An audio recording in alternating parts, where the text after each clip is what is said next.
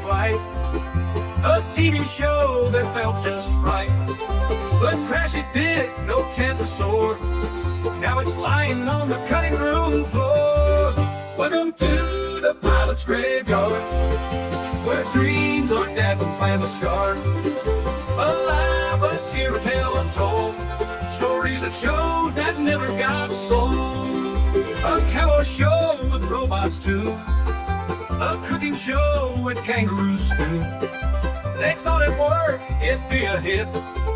But the network said, no, this ain't it.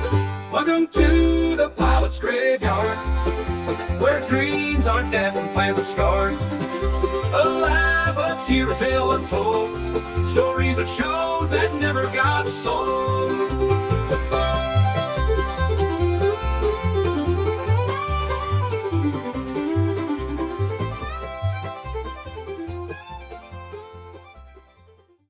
Yes, indeed. Welcome to the pilot's graveyard, where dreams are dashed and plans are scarred. This is episode number 7.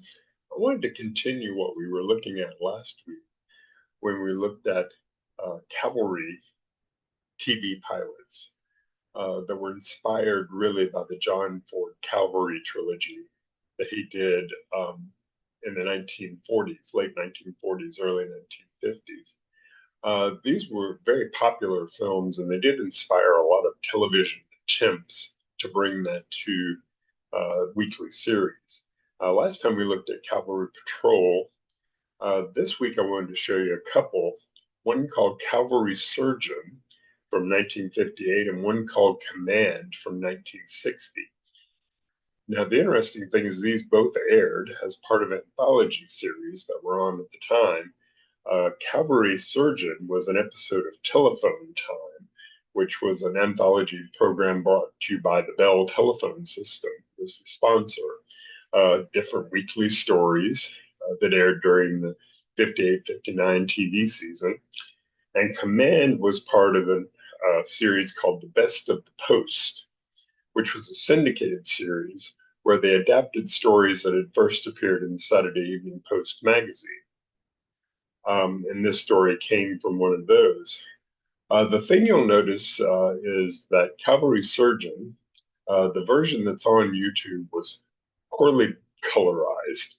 We used sort of that Ted Turner early days of colorization pastel that sort of fades in and out. But it's not too distracting. Also, it's set a little earlier than you normally see cavalry stories. Most of the time they deal with the Indian fights out west after the Civil War days. This is the Mexican-American War in the 1840s, so about 20 years in advance of when we normally see.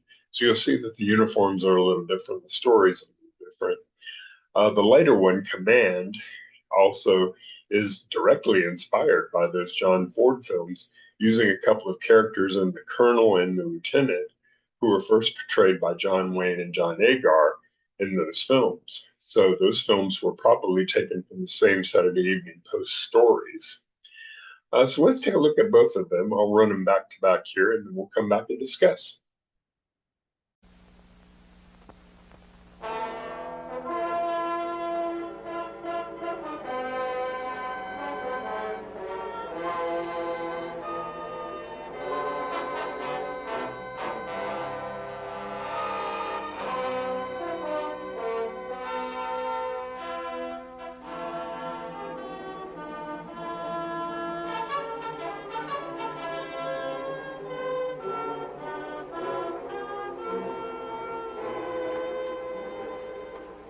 Who are you looking for?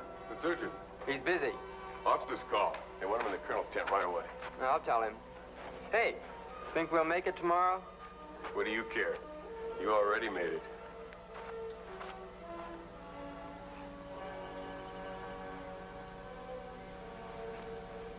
Officer's call, Colonel's tent, sir. Sir? I heard you. Battle orders. I've heard them before. The only one I'd like to hear I never do. Strike your tents, Lieutenant. There are no casualties. I better get over there. Our army is behind us, here, on these hills. Here is what this colonel faced. This is the Mexican position called Molino del Rey, with a neighboring village. Beyond lies the open route to Mexico City. The American army, with its artillery, lies here, screened by the hills. Its main advance must be up this valley. But a little blockhouse threatens the flank of the advance.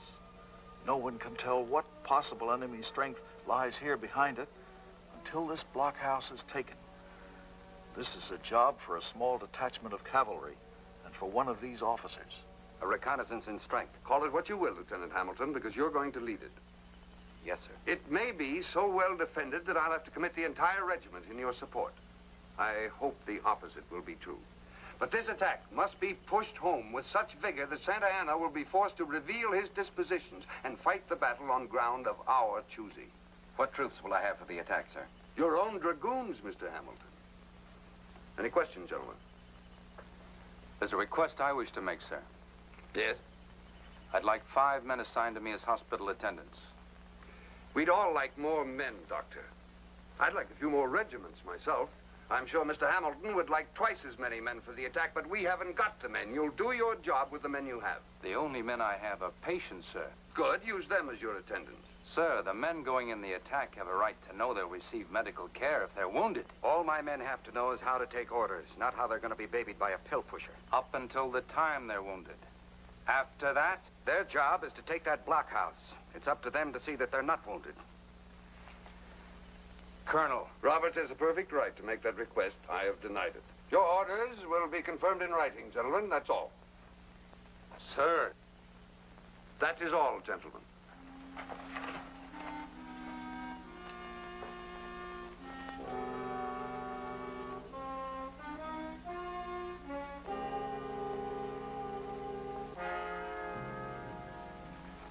See any likely-looking soft spots, Lieutenant? What's our strength, Macy? 23 men, all combat fit, whether they like it or not. How many do we have at Jalapa? 60 men, sir. Well, we left 23 in the hospital there, and we have 10 here. I wish we could pry those 10 loose, sir. We'd have an extra platoon, almost. What's wrong with them? Oh, fever, dysentery, a couple of walking wounded. We need that extra platoon, Sergeant. Yes, sir. I'm going to see that we get them.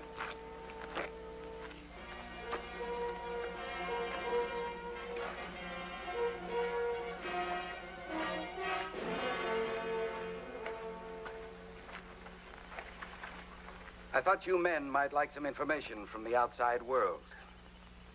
Must be tough lying there on your beds of pain, not knowing what's going on out there, suffering. Well, we're going into battle tomorrow, and we're going to win. That's a piece of good news for you. Did you hear me? We're going to win.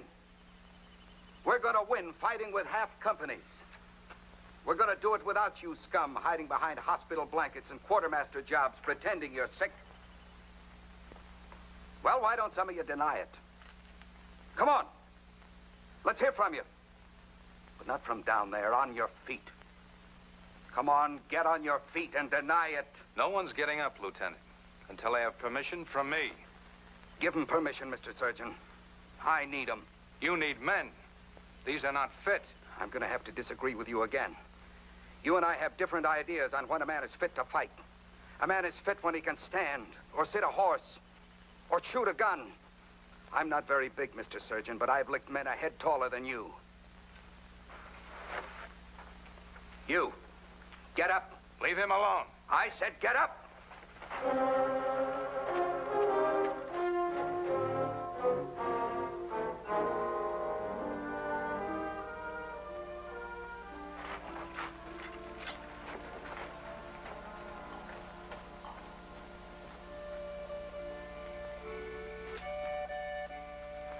Lieutenant?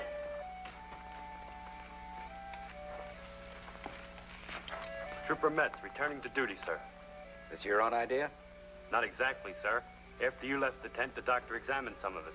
He told me I was pretty low with the fever, but if I felt mad enough to fight, that was as good as being fit. Report to Sergeant Macy. Yes, sir.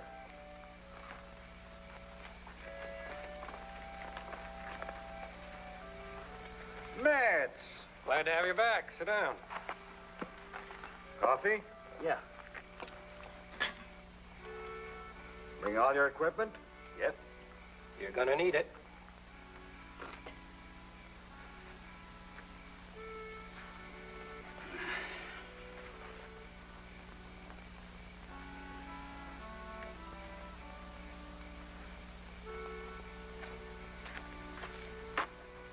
I returned one of your men to duty, Lieutenant.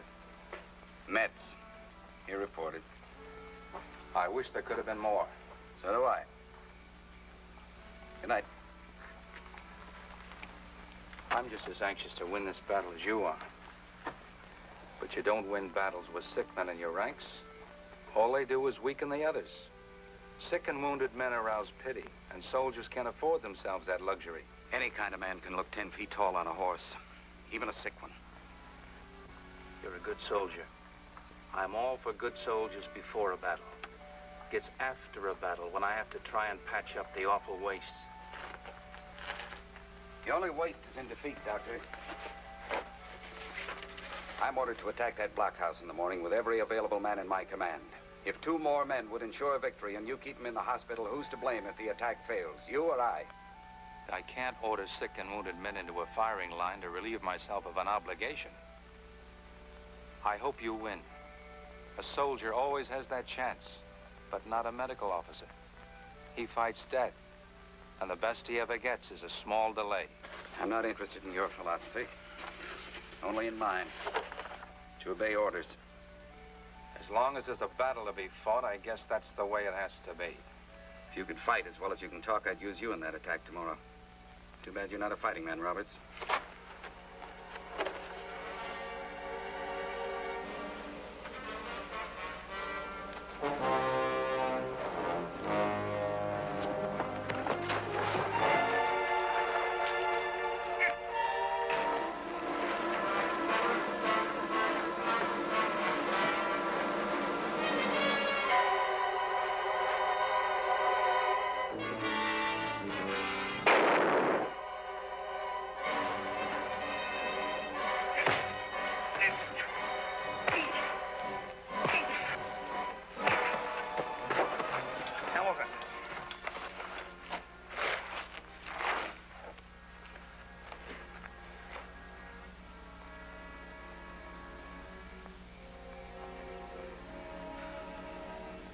He's a spy. It was his own gun.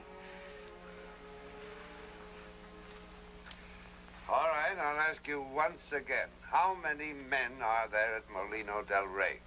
No sabe.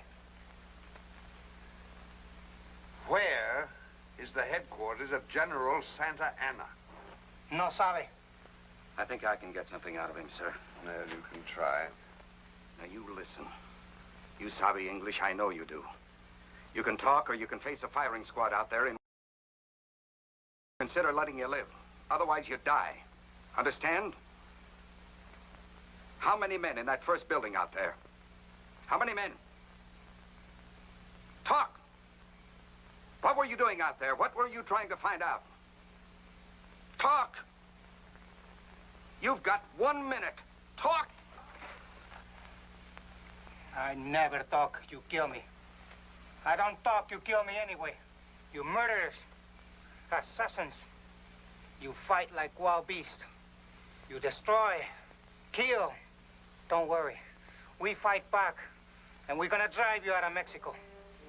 We never forget what you do to our country and to our people. Go ahead, kill me. I never tell you nothing. You don't get nothing from me.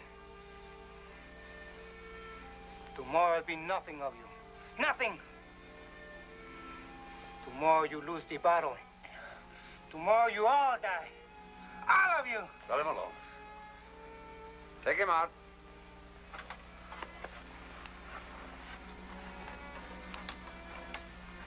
Well, at least we learned something from him. We know they'll fight to the last man to drive us out.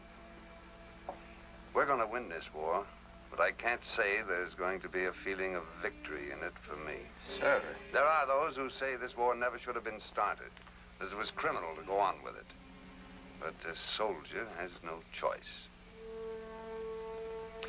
Better get some sleep, gentlemen.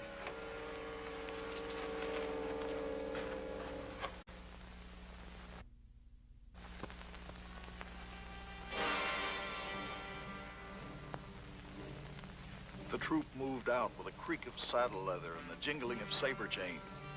But the surgeon could only wait and watch like a wife in a doorway. Later, the wounded and the broken would be carried back to where his deft, trained hands would go into action with scalpel and suture. But now he could only watch as the troopers, the fighters, moved down into the valley.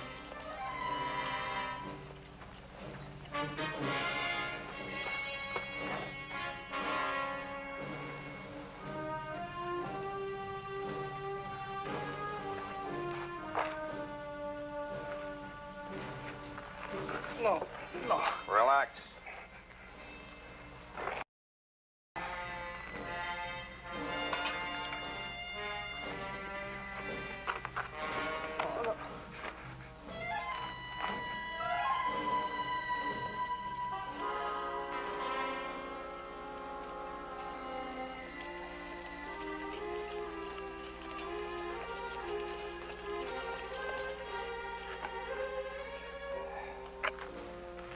It wasn't very deep. Feel better? Sí. Gracias.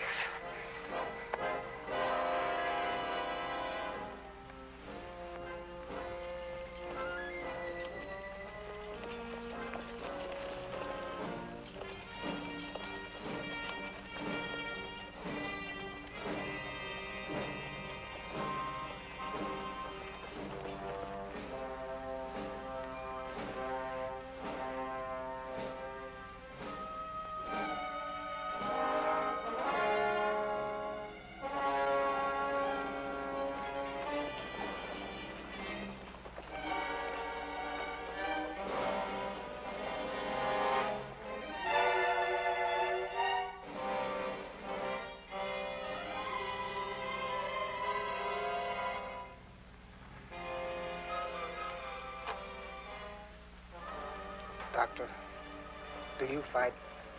Yeah. Don't do it. It's a trap.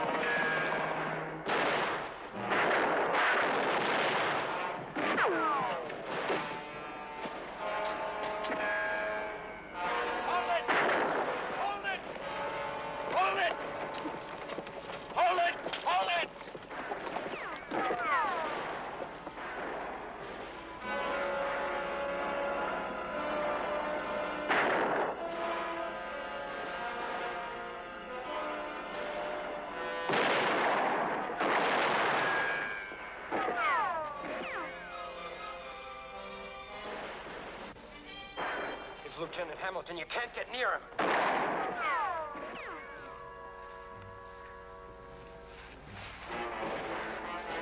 You'll never make it!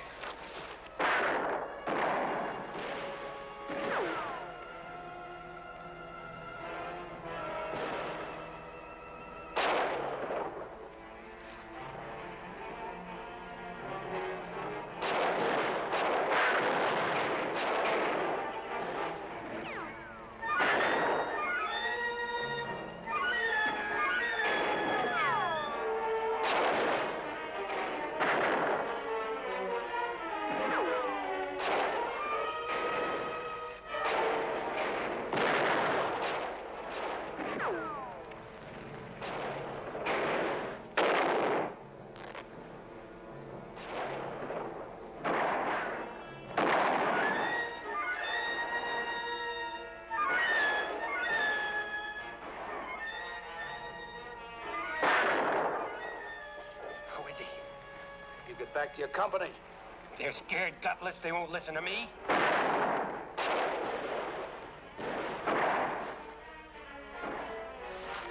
You take care of him.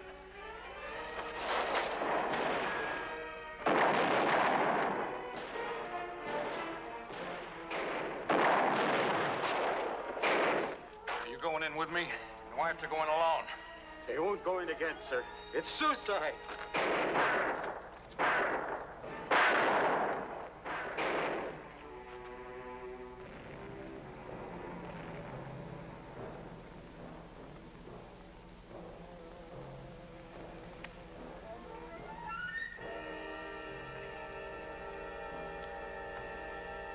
Give me a hand. Help me.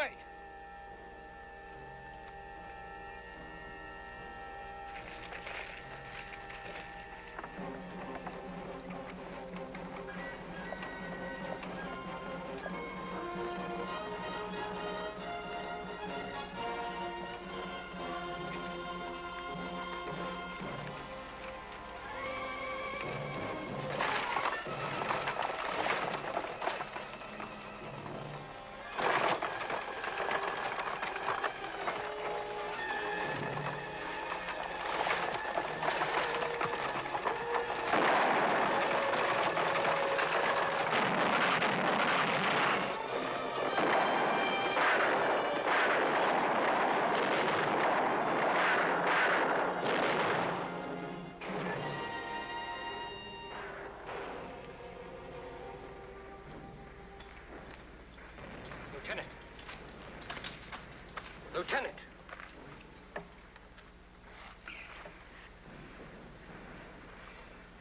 What happened, Sergeant? We took him, Lieutenant. We took Molino Del Rey. It'll all be over in a couple of days. We won? That we did, sir. The surgeon, Roberts, the wagon. What happened? He rode it down the hill, sir, all the way, and the men followed him down. They didn't see him again after that, sir. Help me up, Sergeant.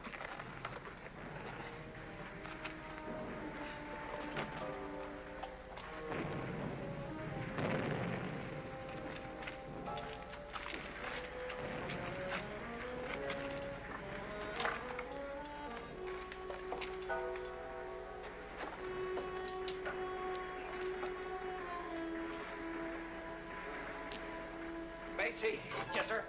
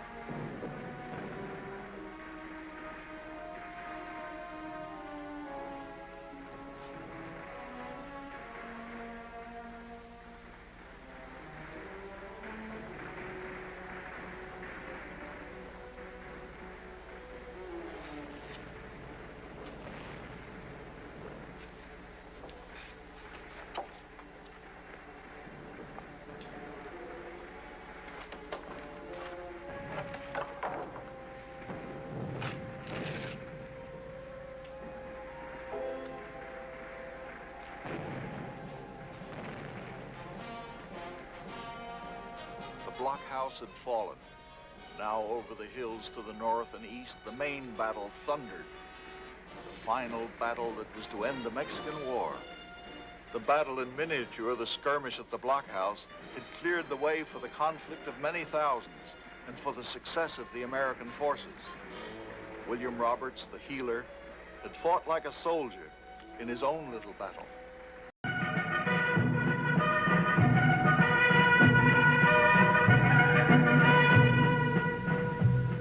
If you sit from home and mother, and the Ding-a-Yang family, and the same four walls around you, make you hanker for to be where a boy can grow to manhood and a man can be all man. The place for you, my buckaroo, is the cavalry command.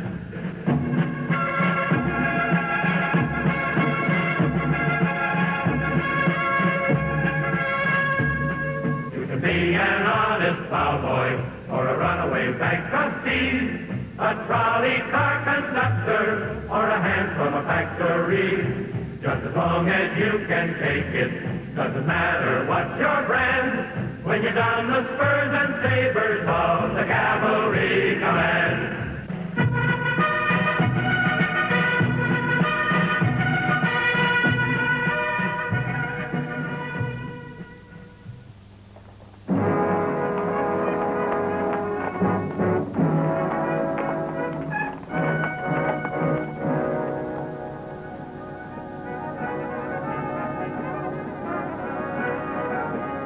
Well, the platoon hasn't topped the rise yet.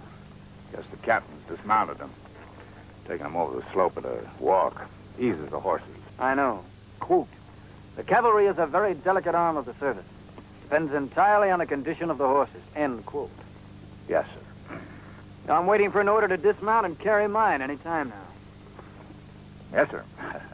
Sergeant Utterback, do you think there's a chance Lieutenant Gresham and his patrol are still alive? I got 3 superstitions, Lieutenant Cohill. One of them is I never call a death turn on a man, for or against him. Fair enough.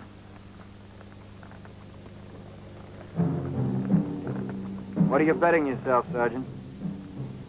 It'll ride right over it? I wouldn't even see it? Oh, no, sir.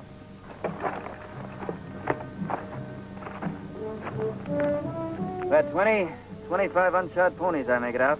Yes, sir. Oh. They're feeding their ponies oats, Sergeant. Yes, sir. To pass by here just about dawn.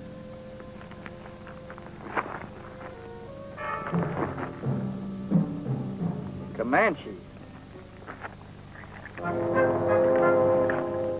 Gary, it is Comanche. This isn't a Comanche sep mark. I'm a liar. Yes, sir. We better move on, Sergeant. Captain Brittles will find this trail by himself. We don't have to hustle back to tell him about it. Lieutenant Gresham's been gone a long time. He should be out of his field ration oats by now. Sergeant, the Comanches don't grow oat fields themselves, you know. When they feed oats, they steal oats. Those are second cavalry oats. Pretty far west for Comanche, sir. Oats or no oats. Now, let's go.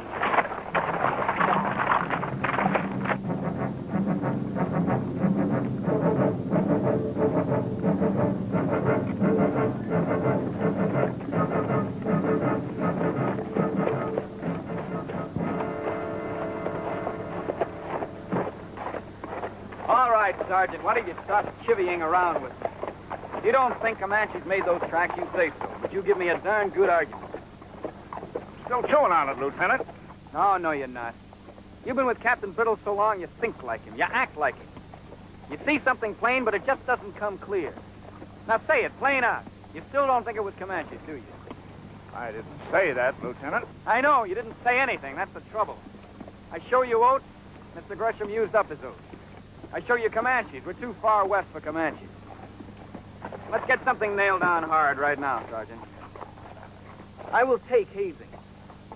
And I'll eat stablegury from the troop commander as long as it pleases his old man's ego to shovel it down my throat.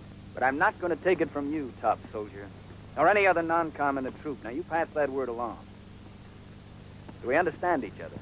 I'm going to do you a favor now, Lieutenant. The old man's giving it to you no worse than he's given it to every other new-joined lieutenant that's ever worked for him. I just don't take it personally.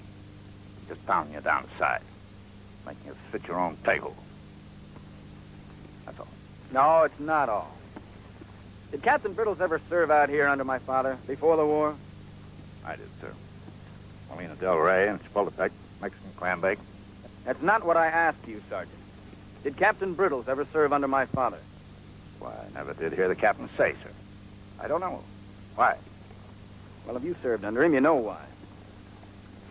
He'll stand barefoot on a barbed wire fence and lash a wildcat to death with a live rattlesnake. But he'll get the job done. Yes, sir. Well, it's me personally with Captain Brittle.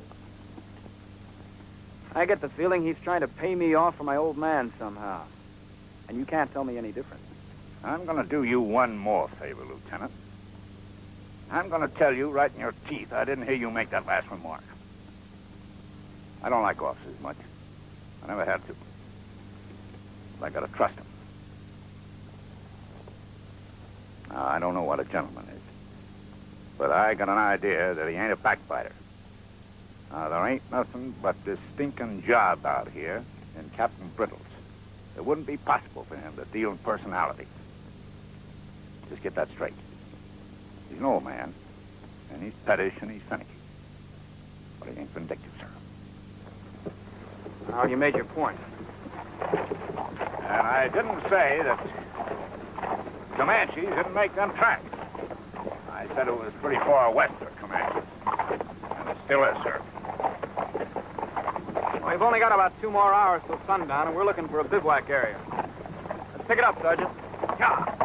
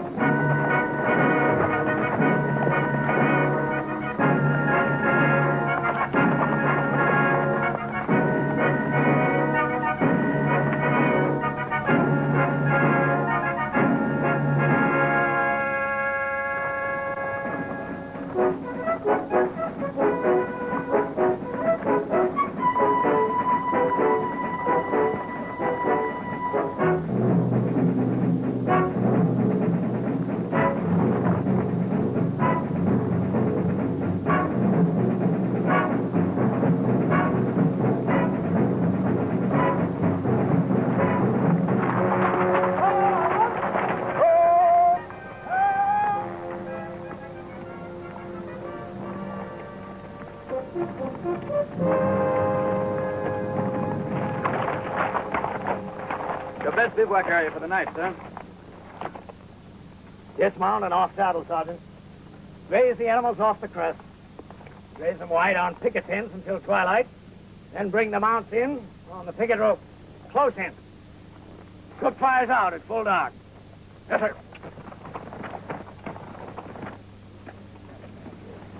Corporal Critters! Guard squad!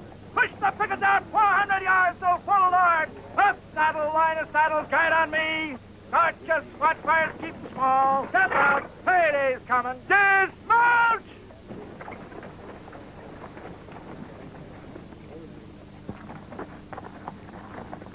Still no indication of Mr. Gresham's patrol? Well, it's he who saw that trail we crossed about 2 hours back. 18 ponies, heading north. Crossed our line of march around 10 o'clock this morning. Well, sir, I made it 20 to 25 ponies crossing our line about dawn. Undoubtedly, I was wrong, sir. You were, mister. 18. And they crossed several hours after dawn. Around 10 o'clock. There were also some oats on the trail, sir. That's quite right, mister. You're picking up. It was a Comanche trail, sir. Do tell. Sir, look at this. The Comanche step mark. See that flattened circle of the moon? The Llano step. And those oats they've been feeding their horses. They've got to be 2nd Cavalry oats, Mr. Gresham's oats. Where else would they get any, sir? So what you're suggesting that I do, mister, is to hot tail north to the Paradise on that trail, round up that hunting party of 18 Comanches, and beat it out of them what they did to Mr. Gresham and his patrol before they stole his field ration of oats. Is that it? Yes, sir, that's exactly it. Good bivouac area. And a good ripe smell to go with it.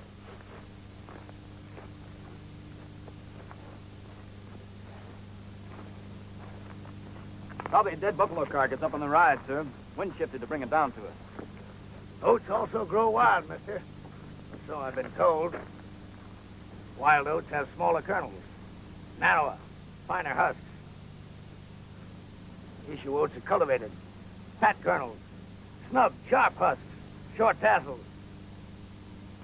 Make a complete study of the matter, mister, if you have time to.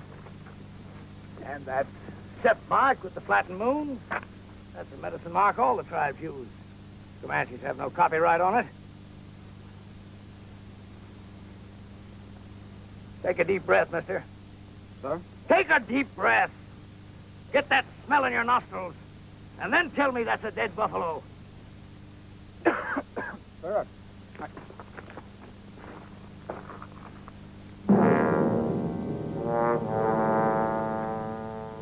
Now take a good look, Mr. Cohill.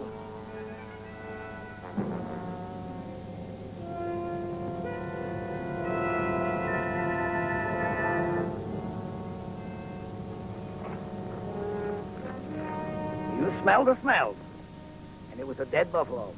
That was a military mistake, mister. You found oats on the trail, and you guessed issue oats. That was a military mistake, mister.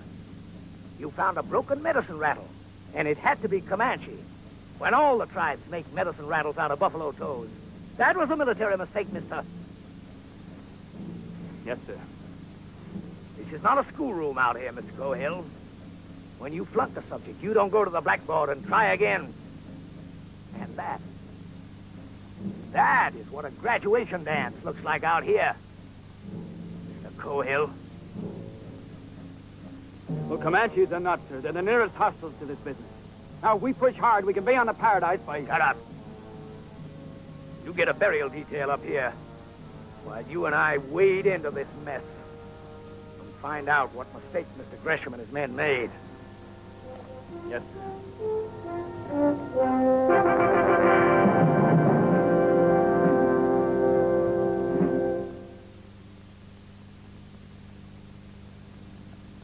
Lieutenant Thomas H. Gresham, 2nd Cavalry, USA.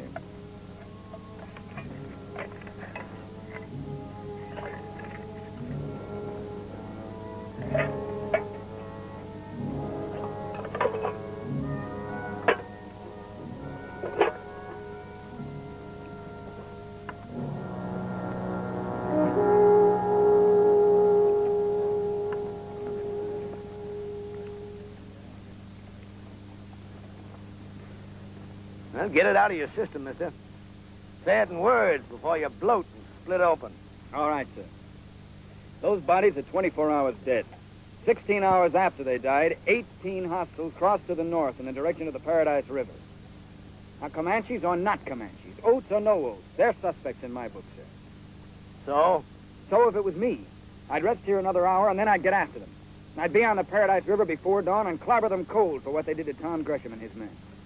I've got no orders to clobber anyone, mister. I've got orders to find the Gresham Patrol. I found it. And I'm going back into Fort Stock and report that I found it.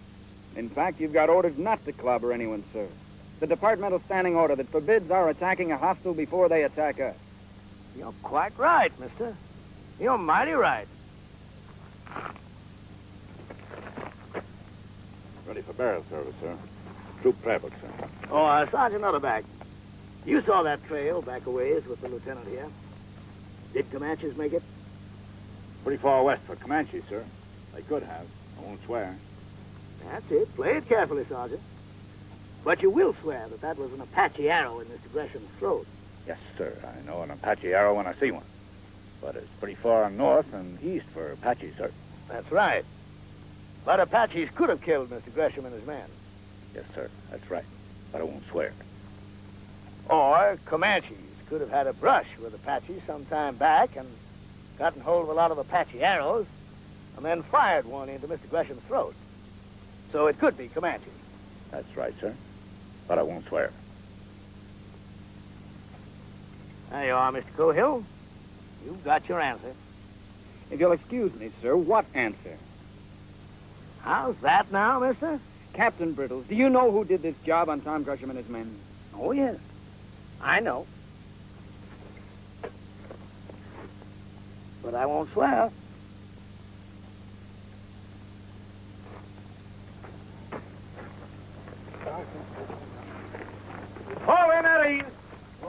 is this?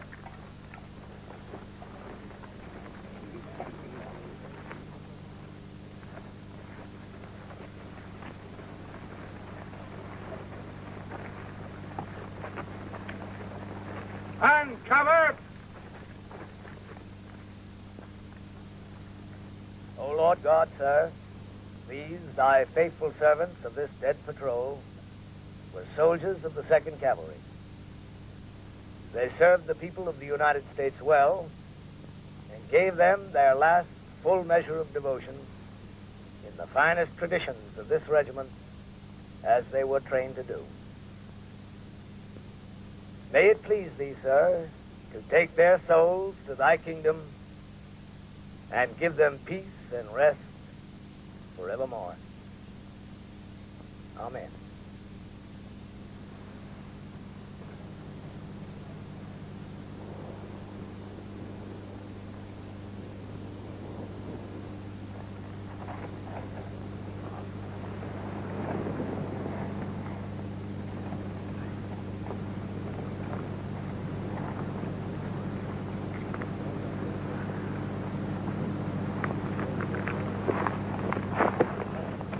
What is it, reveille, sir? Oh, it's a good 5 hours before reveille. Turn 2 on the back.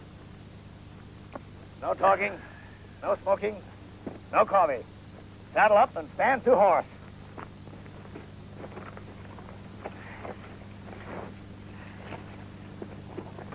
The wind will shift at dawn. When it does, that'll flame out high. You'll move out following me.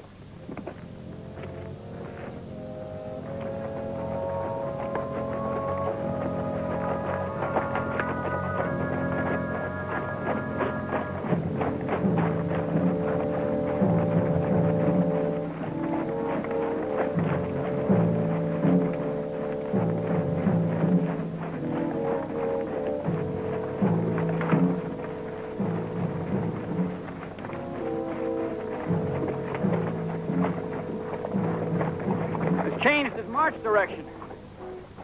Must be almost 3 o'clock. We'll never be on the Paradise by dawn now. What's he doing, Sergeant? Riding back to Fort Stark to report? Could well be it, sir. Lieutenant, Captain wants you, sir. Captain wants you, Lieutenant. Yeah. Yes, sir. I changed march direction, mister. Yes, sir, I know. Turned our backs full on that hostile party. Be awful easy to take your gun and put you in field arrest for a remark like that, mister. Now are you ready to shut up and listen to me? Yes, sir. Hold!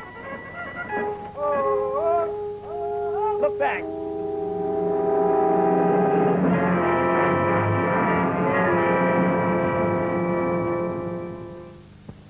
That's the fire I left. We're having breakfast there now. At least that's what I hope everyone will think for miles around. Now look where I point. That's Castle Peak. You see it against the sky? Yes, sir. You remember the fording place just east of it? I do, sir. Well, you've got a scant hour to get there, mister. You take Sergeant Utterback and 5 men, and you get there before first light. I think I can make it, sir. There'll be no thinking about this, mister. Either you'll make it or your bones will bleach white. When you get there, you build a 1-squad breakfast fire. You keep everyone in the firelight, all 7 of you. Then they'll be sure the rest of us are all having breakfast back there at my fire. Yes, sir. You're the bait on my hook now, mister. Wriggle like a live worm. Wriggle, but stay alive, son. Sergeant Utterback!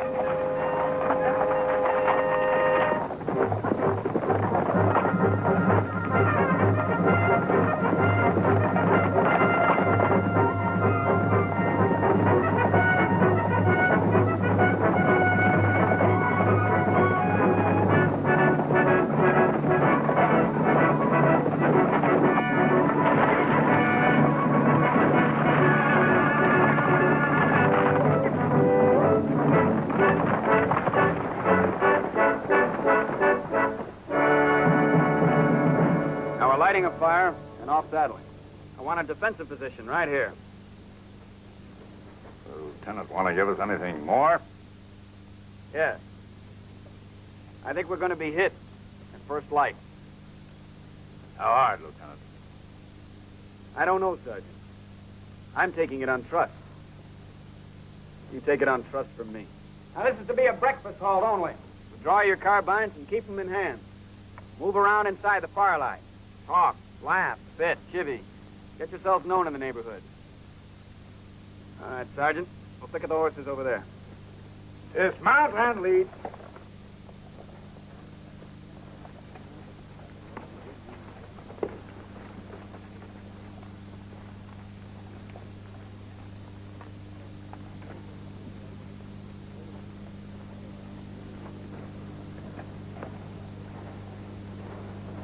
Sure down the bottom of a well, all right. Get that fire lit. Fire, the man says. So light the fire. Sometimes this army's worse than being married. How could you say an awful thing like that?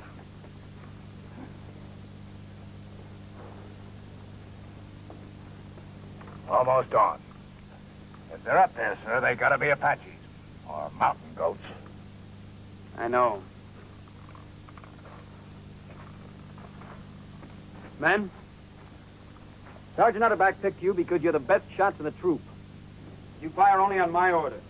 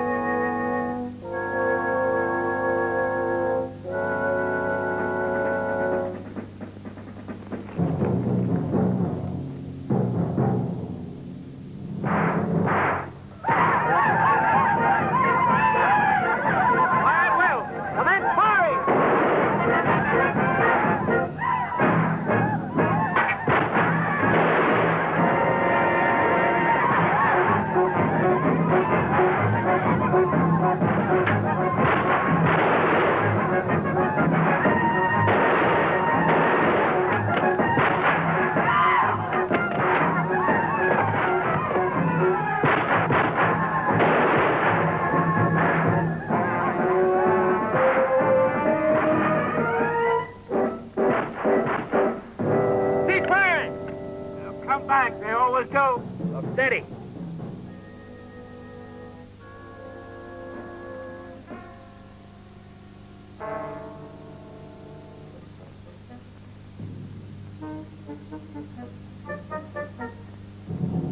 Fire only on my order.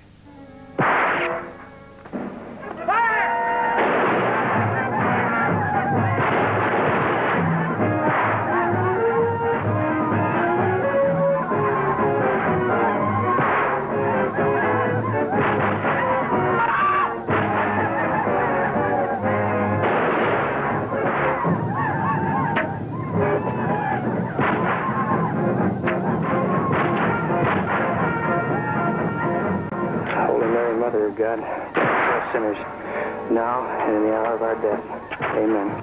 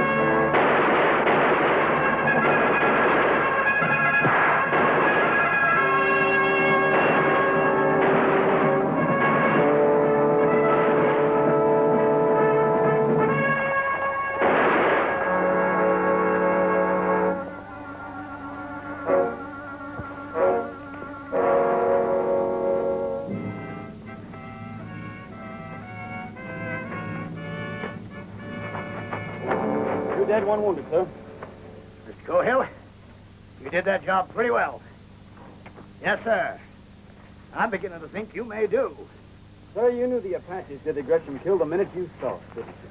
Well, it's pretty far north and east for Apaches, mister. Yes, sir. It's also pretty far west for Comanches.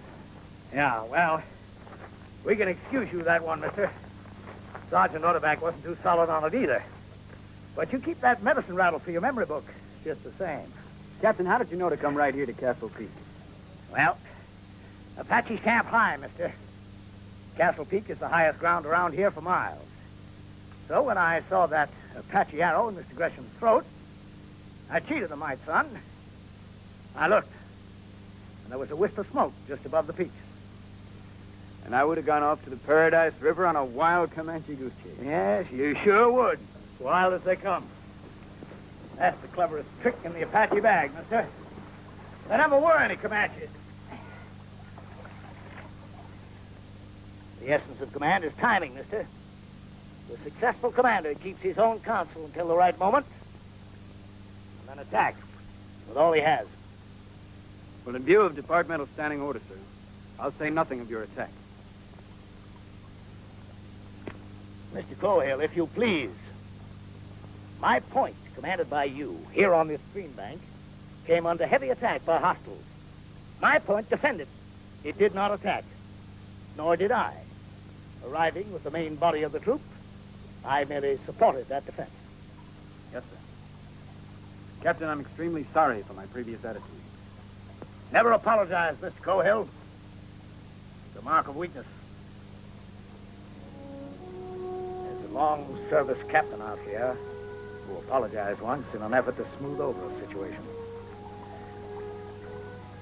He's been ashamed a little bit ever since. He will die or retire as a captain. The officer who chose to damage that captain's career might have dealt with him a little bit more humanly. But he didn't. I'll make a soldier out of you, Mr. Cohill, if you don't break first.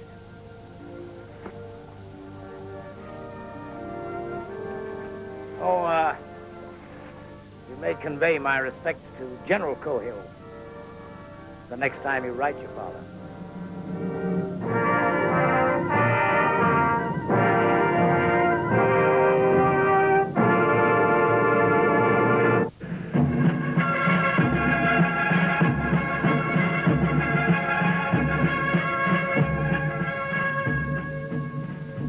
When the morning star is fading and the campfires flicker out and the pickets come reporting good water on the route.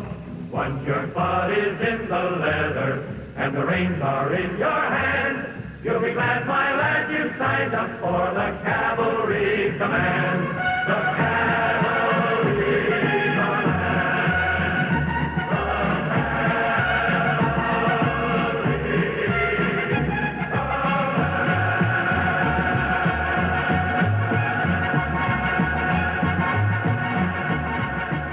So that was Cavalry Surgeon in Command from 1958 and 1960, respectively.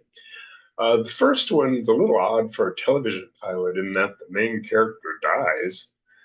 So I'm not quite sure how this would have been done as a series, unless they focused on different medical officers during different conflicts that the U.S. cavalry were involved in, which could have been interesting. You could do certainly a show on Civil War era surgeons and medical practices. In fact, there was one on PBS called Mercy Street that, if you ever get a chance to see, was very interesting on how medicine was done and handled during the Civil War years.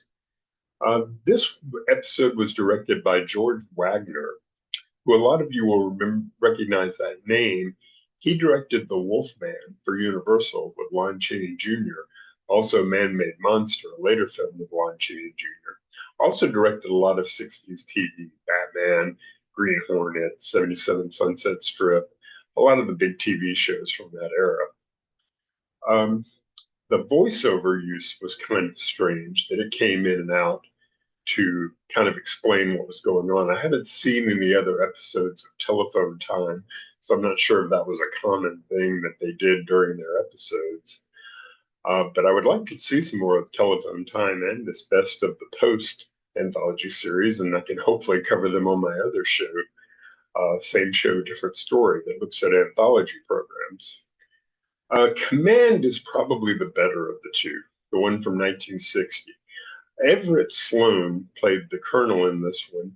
That was the John Wayne character in the John Ford film, She Wore a Yellow Ribbon. He was best known as an actor for the Mercury Theater with Orson Welles, was in Citizen Kane, The Lady from Shanghai, did a lot of 60s television shows like The Twilight Zone.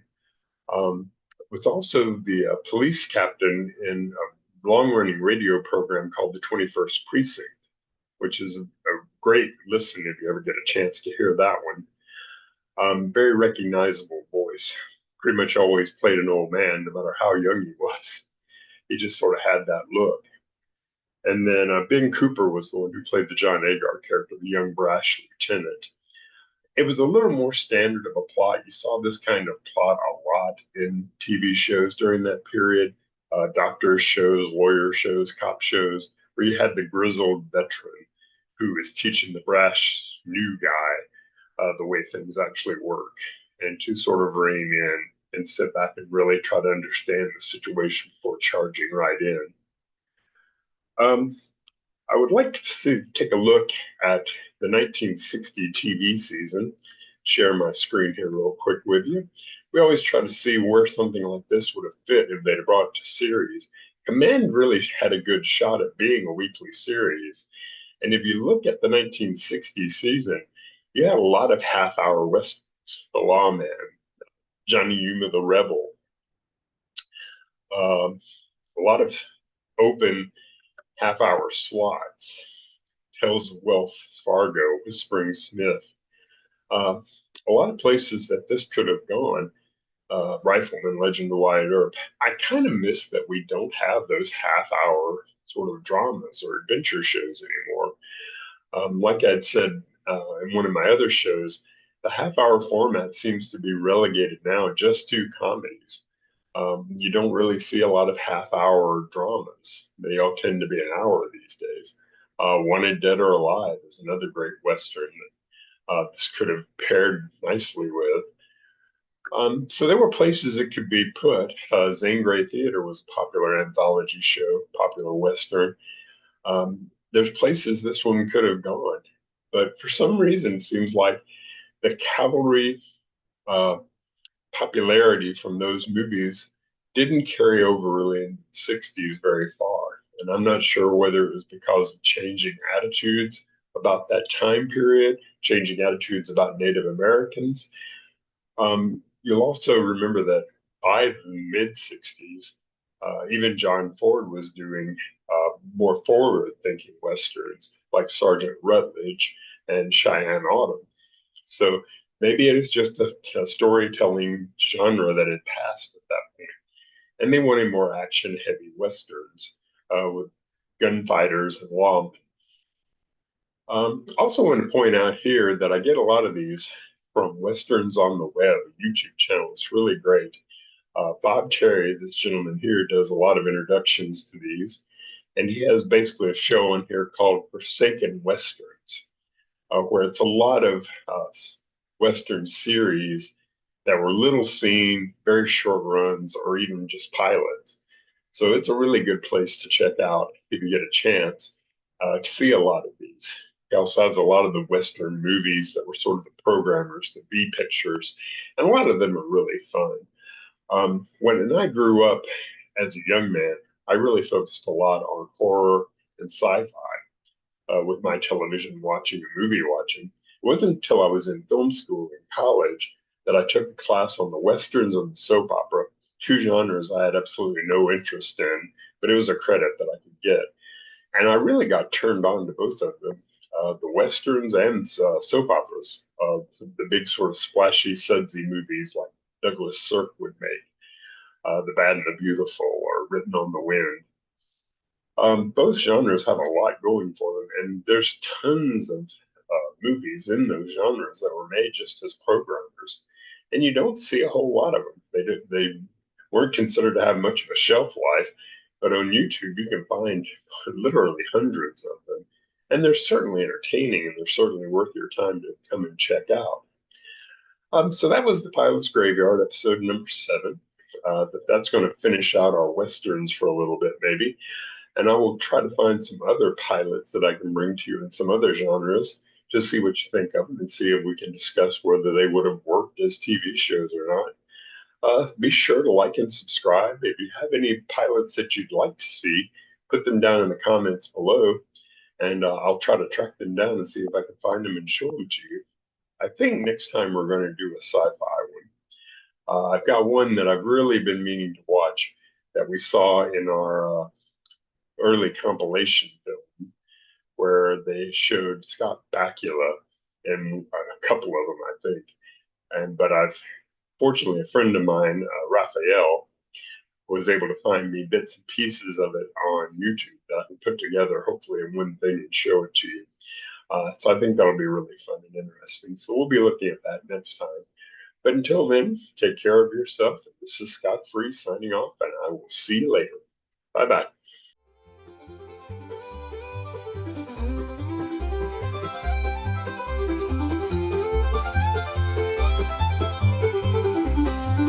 Welcome to the Pilot's Graveyard, where dreams are dashed and plans are scarred. Alive, a tear, a tale untold. Stories of shows that never got sold. Stories of shows that